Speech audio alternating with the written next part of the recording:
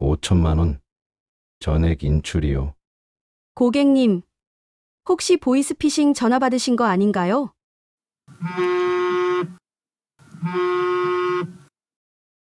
여보세요. 지금 경찰 부르면 당신도 큰일 납니다. 안녕하세요, 여러분. 저는 김철수입니다.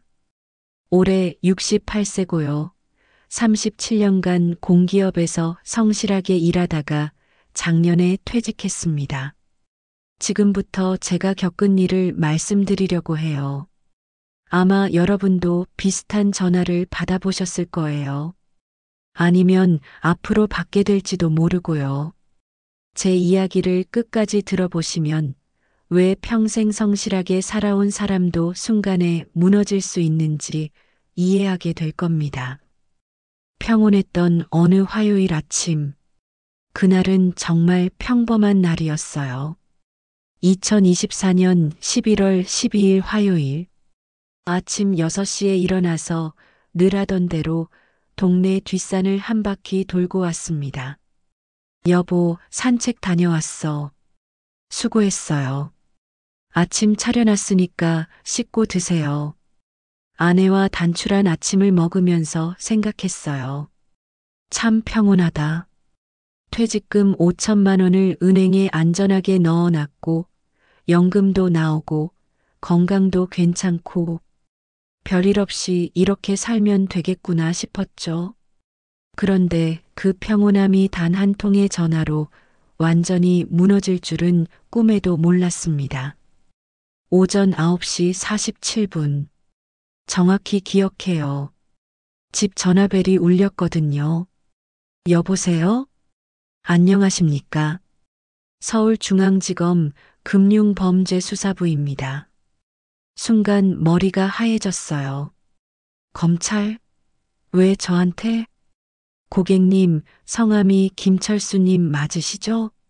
주민번호 뒷자리가 1땡땡땡땡땡땡 맞고요.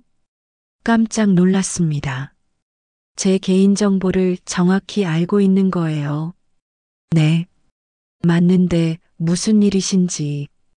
고객님의 은행 계좌가 보이스피싱 범죄 조직의 자금 세탁에 이용되고 있습니다. 지금 즉시 조치를 취하지 않으면 공범으로 처벌받을 수 있습니다.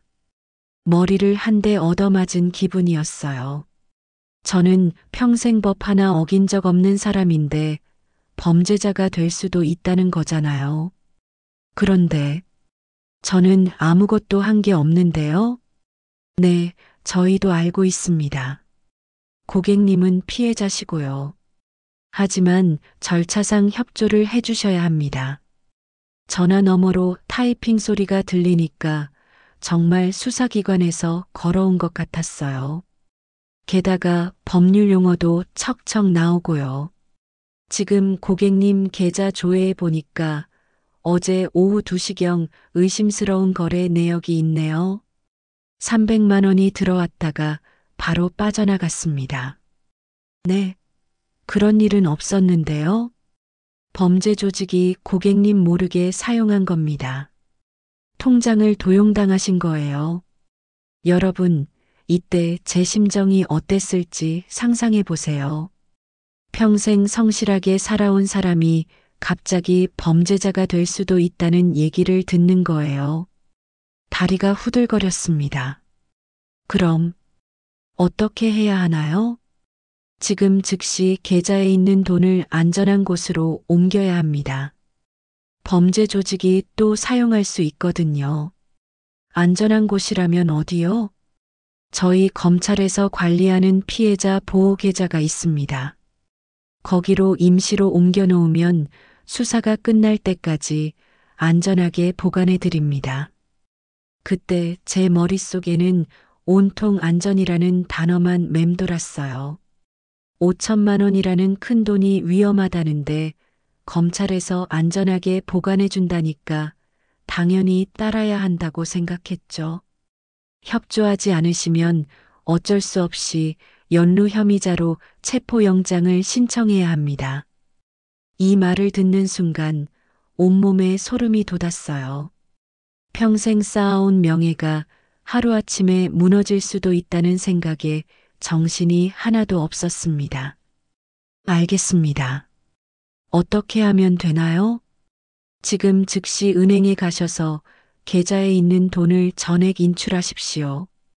그리고 저희가 알려드리는 안전계좌로 송금하시면 됩니다.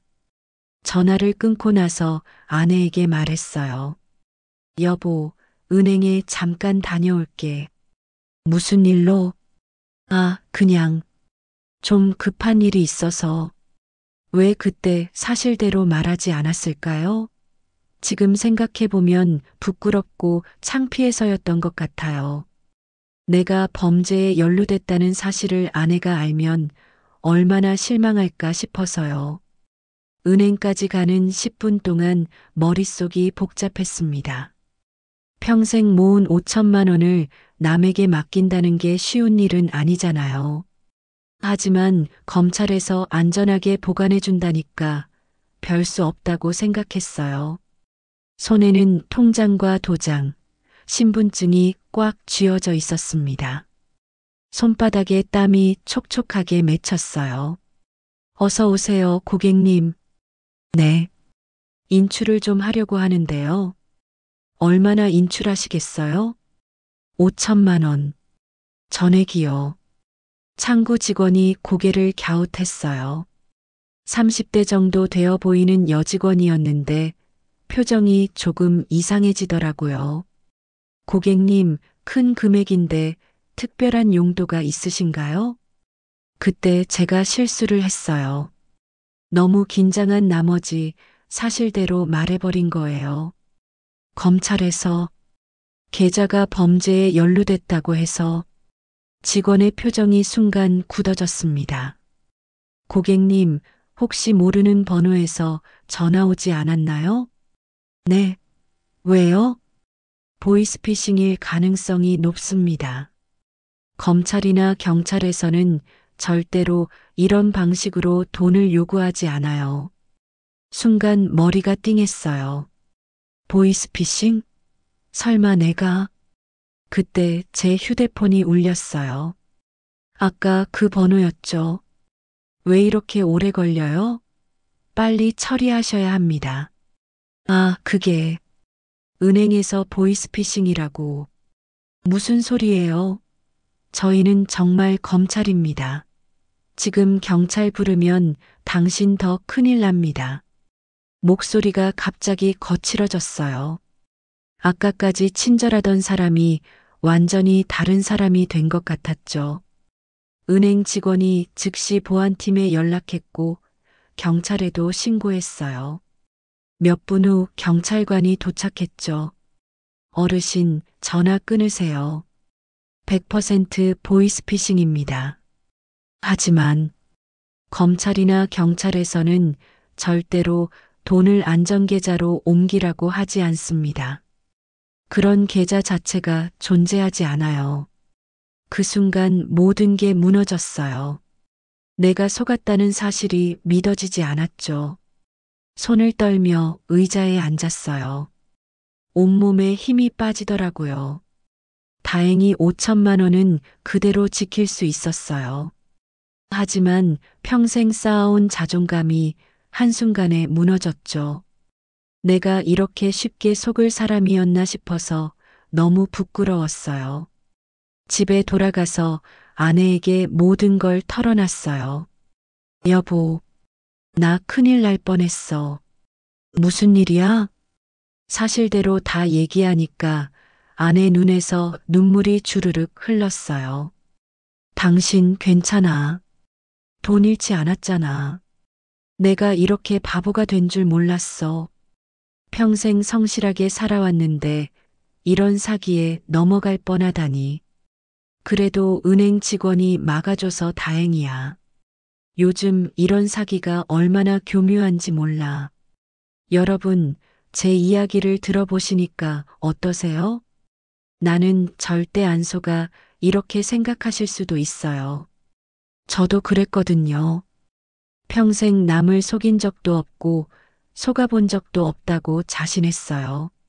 그런데 막상 당해보니까 정말 교묘하더라고요. 특히 개인정보를 정확히 알고 있으니까 믿을 수밖에 없었어요.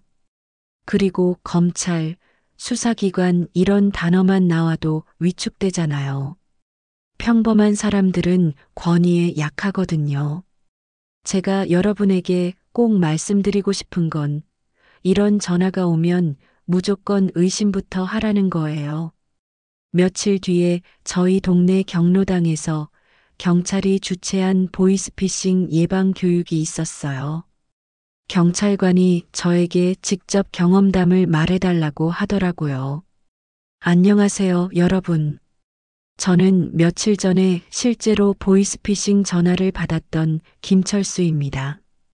청중석에 앉은 어르신들이 모두 숨을 죽이고 들었어요. 저처럼 평생 성실하게 살아온 사람도 순간에 흔들릴 수 있습니다. 특히 검찰, 경찰이라는 말만 나와도 겁부터 나거든요. 한 어르신이 손을 들고 질문했어요. 그럼 어떻게 구별해야 하나요? 제일 중요한 건 돈 얘기가 나오면 무조건 끊는 거예요. 검찰이나 경찰에서 돈을 옮기라고 하는 일은 절대 없습니다. 또 다른 어르신이 고개를 끄덕이며 눈시울을 붉혔어요. 아마 비슷한 경험이 있으셨나 봐요. 여러분, 이 사기범들이 얼마나 교묘한지 아세요? 첫 번째, 개인정보를 정확히 알고 있어요. 이름, 주민번호, 계좌번호까지요. 어디서 구했는지는 모르겠지만 정말 정확하게 알고 있더라고요. 두 번째, 권위를 이용해요. 검찰, 경찰, 금융감독원. 이런 기관 이름만 나와도 일반인들은 위축되잖아요. 세 번째, 시간적 압박을 가해요. 지금 즉시 빨리 하지 않으면 큰일 난다 이런 식으로 생각할 시간을 주지 않아요. 네 번째, 두려움을 조성해요. 체포될 수 있다. 범죄자가 될 수 있다. 이런 말로 판단력을 흐리게 하죠. 실제 기관에서는 이렇게 하지 않습니다. 경찰관이 알려준 사실들을 여러분께도 전해드릴게요. 검찰이나 경찰에서는 전화로 수사 사실을 알려주지 않아요. 돈을 안전계좌로 옮기라고 하지 않아요. 그런 계좌는 존재하지도 않아요. 개인정보를 전화로 확인하지 않아요. 통장이나 카드를 맡아달라고 하지 않아요. 금융거래 정보를 전화로 묻지 않아요. 진짜 수사기관에서 연락이 필요하면 공식 문서를 보내거나 직접 방문해요. 지금 이 순간에도 누군가는 저처럼 사기 전화를 받고 있을 거예요. 그리고 저보다 더 큰 피해를 당할 수도 있고요. 만약 여러분 주변에 이런 전화를 받는 분이 계시다면 즉시 말려주세요. 그리고 이런 내용을 주변에 알려주세요. 특히 홀로 사시는 어르신들은 더 위험해요. 상의할 사람도 없고 외로우니까 전화를 끊기도 어려워하시거든요. 저는 이 일을 겪고 나서 많이 달라졌어요. 첫째, 어떤 전화든 의심부터 해요. 특히 금융이나 법률 관련 전화는 무조건 끊고 공식 기관에 직접 확인해요. 둘째, 가족과 모든 걸 공유해요. 혼자 판단하지 않고 아내와 상의해서 결정해요. 셋째, 주변 어르신들에게 제 경험을 알려드려요. 같은 피해를 당하시는 분이 없도록요. 여러분도 주변을 한번 돌아보세요. 나이 드신 부모님은 안전하신가요? 혹시 이상한 전화 받지 않으셨나요? 동네 어르신들은 어떠세요? 이런 사기에 대해 알고 계실까요? 작은 관심과 정보 공유만으로도 큰 피해를 막을 수 있어요. 다시 한번 그때 저를 막아준 은행 직원에게 감사해요. 만약 그 직원이 없었다면 저는 5천만 원을 모두 잃었을 거예요. 은행에서도 이런 교육을 많이 받나 봐요. 큰 금액을 인출하거나 송금할 때는 꼭 용도를 물어보더라고요. 처음엔 귀찮다고 생각했는데 지금은 정말 고마운 일이라고 생각해요. 여러분도 은행에서 이런 질문을 받으시면 짜증내지 마시고 고마워하세요. 그분들이 여러분의 재산을 지켜주는 거거든요. 요즘은 기술이 발달해서 사기 수법도 더 교묘해졌다고 해요. 목소리를 완전히 똑같이 만드는 기술도 있고, 가짜 문자도 보내고, 심지어 가짜 앱도 만든다고 하더라고요. 그래서 더욱 조심해야 해요. 기술이 발달할수록 사기꾼들도 더 교묘해지거든요. 하지만 기본 원칙은 똑같아요. 돈 얘기가 나오면 무조건 의심하고 혼자 판단하지 말고 공식 기관에 직접 확인하는 거예요. 마지막으로 여러분께 꼭 당부드리고 싶은 말씀이 있어요. 노후의 돈은 정말 소중해요. 평생의 피땀이거든요. 젊을 때는 다시 벌 수 있지만 나이 들면 그렇지 못해요. 그런데 사기꾼들은 바로 이 점을 노려요. 노인들의 불안감과 두려움을 이용하는 거죠. 절대 속지 마세요. 그리고 주변에도 알려주세요. 지키는 건 우리 자신이에요. 정부나 경찰이 모든 걸 다 막아줄 수는 없어요. 우리 스스로 알고 대비해야 해요. 하지만 절망적인 얘기만은 아니에요. 요즘은 은행에서도 정부에서도 이런 사기를 막기 위해 정말 많은 노력을 하고 있어요. 교육도 늘리고 시스템도 개선하고 있고요. 그리고 무엇보다 우리 같은 사람들이 경험을 나누고 있잖아요. 한 사람 한 사람이 알아갈수록 피해는 줄어들 거예요. 혹시 여러분도 비슷한 경험이 있으시면 주변에 알려주세요. 부끄러워하지 마시고요. 저처럼 용기 내서 말씀해 주세요. 한 사람의 경험담이 10사람, 100사람을 구할 수 있어요. 댓글로도 좋고 주변 분들께 말씀으로도 좋으니까 공유해 주세요. 68년을 살아오면서 이런 일을 겪을 줄은 정말 몰랐어요.